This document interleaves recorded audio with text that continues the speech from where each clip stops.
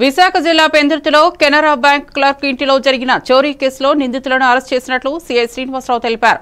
ఈ కేసులో ముద్దాయిని వద్ద నుండి సుమారు 228.73 గ్రాముల బంగారు వస్తువు రికవరీ చేసినట్లు ఆయన తెలిపారు.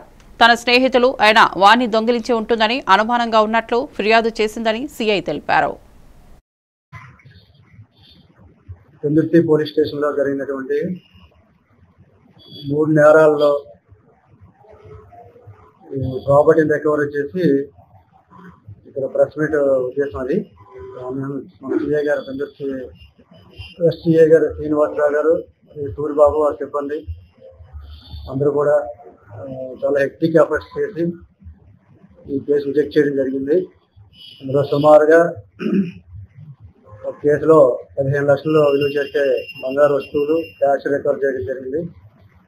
అదేవిధంగా ఇంకొక కేసులో ఒక మోటార్ సైకిల్, ఇంకొక కేసులో 50 రూపాయల క్యాష్, మొత్తం 16,30,000 రూపాయల ప్రాపర్టీని రికవరీ చేయడం జరిగింది 3 కేసుల్లో కలిపి.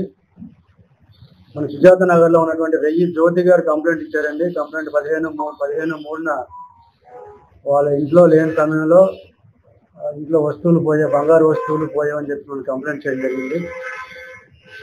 ఆ కంప్లైంట్ ఆధారంగా క్రైమ్ నెంబర్ 273/25గా కేసు నమోదు చేయడం జరిగింది పెందుర్తి పోలీస్ స్టేషన్. దర్యాప్తులో భాగంగా వాళ్ళు సస్పీషియస్